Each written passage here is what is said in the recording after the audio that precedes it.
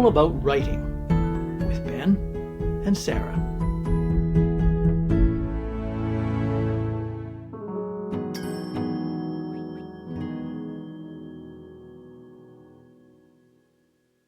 Welcome to All About Writing, the podcast that covers everything about the world of writing from the inside out. This is episode 46, part 8, on our series on getting started. I'm Ben, here with my co-host Sara, who is an award-winning, best-selling author, screenwriter, editor, and TED Talk presenter. And I'm Sara, here with my co-host Ben, who is an award-winning best-selling author and ghostwriter, editor, and publisher.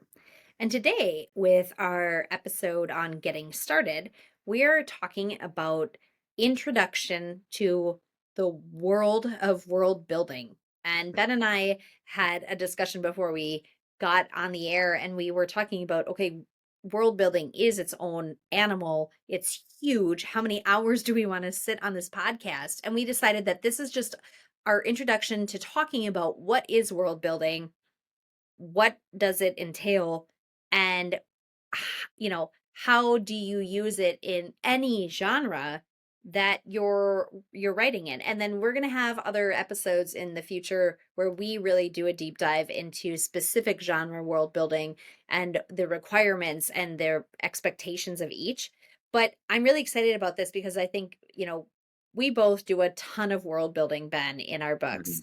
Yeah. And I love world building, and I know that everybody kind of gets into it dependent on their genre. Obviously, like certain genres like sci-fi and fantasy and magical realism even have tremendous amount of world building, as opposed to like contemporary fiction, or even kind of nonfiction can require some world building. For me, historical fiction, the world building requires reconstructing the past as accurately as possible within a fictional setting. So I want to ask you, like, what are your like number one rules when it comes to world building overall? What does that mean? And what do you expect of authors to do while they're building their world, no matter their genre? Well, the first thing you have to have is consistency, right? If you do have to create rules for your fictional world, you have to make sure you've figured out what they are. And you have to apply them every time. So consistency is one, but the other is just I feel like the author needs to really live in that world. So let's say you're picking something perfectly contemporary, early 21st century North America. It's a world that we all kind of know, but for your story that you're writing, you have to know every little nuance of where you're writing. And again, it comes back to consistency so that when you call the corner store, Joe's, that later on you still call it Joe's, so you have to know these things for sure. But you have to have a feel for what the world that you're writing in is all about. How does it work? How do the people talk? There has to be a sort of a lived-in quality that the author has to understand. For the writing to really shine, you have to habitate in your world as you're writing it. I think that's a good rule of thumb, no matter your genre. The consistency matters. I use a spreadsheet to try and keep track of that because I can't keep track of my characters and their eye color and what they're good at and what they dislike and who they've been married to and what year they were born. And I think, that's true not only of characters but of your set, right? Like I have a map of my fictional town. I know what street runs where and if it runs east west or so north south, or what street it runs into and where the alley meets the other streets. I mean, those kinds of things matter because you need to, especially if you're doing more than one book in that, but even if it's just a single book, having those consistencies matter. For me, world building is also, it has to do with voice and tone, you know, Mhm. especially if you have multiple characters who have different voices. I think making it making your world believable, not only from consistency, but um, you know, the rules that are abided within there. And I'm going to kind of skew immediately into the magic fantasy sci-fi, and you know this world very well, but like the rules that you build into your world, matter and they have to make sense. And Hmm. that's something I think like um you know magical book Harry Potter, let's just pull that out. Like Harry Potter's rules, even if the physics of the magic don't really have rules. There are rules about how the magical community exists within the non-magical community, and those are consistent, and everything always has a purpose and a reason and a magic spell in order to make it work. And I think and you get to suspend the belief because it is a magical world, but like it works because you're never pulled out of it. And I think Hmm. that's what you're trying to do is create a world where people are reading where nothing pulls them out of the fake world you've built, Hmm. right? Isn't Absolutely. that what world building really is? You want people to live in the fake world that they're reading. Yeah. And that fake world may not be a fantastic world. And I mean, I guess because you and I both have to do a lot of world building, writing historical fiction or sci-fi, we're used to this. But I guess I'm right now, I'm really talking to our listeners who are writing like contemporary fiction. Who Mm. you may feel, I don't have to do any world building because it's just normal life. You still do. And it can come down to um, what do you need for your story? And that's where your world building can start. Okay, well, my main characters are both in their late 20s and they both have jobs. So there are schools in this world, but I don't need to know about them. My reader doesn't need to know about them because none of the drama is going to take place at the local school, right? Whereas if one of your characters has a 5-year-old daughter, well, now all of a sudden that school may play a role. So you in your world building are going to have to think about that school. Where does the daughter go to school? What does it look like? How far away from the house is it? What friends does she have? And so when you're thinking about world building, you have to think about what does my story require. And this can go both ways. Like if let's say you're writing contemporary fiction and don't feel you need to do any world building, well, you do. But also, let's say you're totally in the fantastic world and you're making stuff up and it's all coming out of your head because you love world building, you love just being there, which I think both you and I do. The other side is what does your story need? Okay, if your fantastic story is taking place on the moon, you don't need to do research about Jupiter because the story's not on Jupiter. It may fascinate you, but you don't need to do that, and you don't need to tell your reader that either. So, um, in both ways, you can either, okay, you haven't done enough world building to tell me what I need in the story, or you've done so much world building, we got to rein it in a little bit and just tell me what I need to know. But that's the key: is what does the story require? And as the author, you need to think about that: is what does my world need for me to tell the story? You know, I want to dovetail on that. I got a great piece of advice from an editor many years ago, and he told me, he said, your characters don't live in a vacuum. Hmm.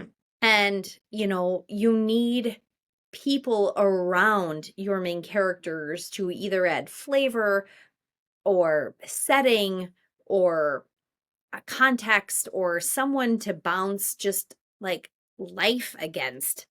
And I think that that's the same no matter what genre you're writing in, because your character, like none of us, unless you're writing a book about, a hermit or a recluse who doesn't have that much contact with the outside world, you have to build a world around your main characters just in existence, even if it's just in passing. I mean, some of the biggest books out recently, the main characters are very obvious who the main characters are. And then there's the secondary and maybe some tertiary. But even outside of that, there's a whole community that they live in that you feel.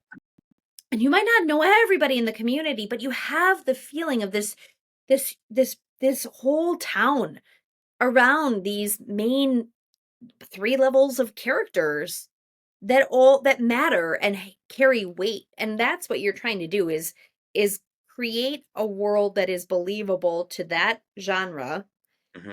that envelops your main characters so that they aren't living in that vacuum. And to me, that's always but what the basics of world building has been, whether you're writing fantasy or whether you're writing contemporary fiction, is that your characters aren't living in a vacuum, or even if they are, there are rules in place that explain why they are living in that vacuum that Yeah, usually are something they're pushing against, because as humans, we don't naturally live in a vacuum no matter how hard right. we try. And so you can't have your characters in an unrealistic setting that none of us are going to understand, because we don't none of us live that reclusive, almost, almost none of us. If Yeah. there is the Well, hermit listening to this, I apologize for marginalizing you. yeah, no, you're right though. And like why? Like if someone is pushing against it, well, why? Now we have to start digging into that. So you may not want to show the outside, but you have to know what it is because why is your character pushing against it? So yeah, it all ties in. So like if you feel daunted by world building, because some people do, some people just they don't even know where to start. It's not a bad question to ask yourself, where do I start? Well, if you're not interested in drawing maps and you're not interested in writing history, fair enough. We like some of us love doing that, but some people don't, and it's just not your thing. You just want to write. Where I would recommend you start, if you're thinking about world building, is think about like images. When you're thinking about your story, there'll be some kind of images that you get in your head of what is this, what's the feel, what's the look and feel of this place. We'll start with that. Okay, so how can I help make those images a bit more concrete? What kind of feelings is your story going to have in it? Okay, well, what can I do with the community around my character to sort of capture those feelings? Maybe just a single place that you can picture in your mind. Start there, and then just slowly start to work out. Don't go far. You don't need to talk about the whole geopolitical system. Just just the neighborhood where they are. Maybe there's an idea that you're trying to explore. Okay, well, who do I need? What characters do I need to explore that idea? Well, they got to come from somewhere. So you can start small, I guess is what I'm saying. You can start with just what is the fundamentals of my story that I want to tell that needs some kind of setting. So where do I go from there? Time period, location, scenery, whatever it is that you want. You can just start there. And I think I want to mention too, you're saying start small.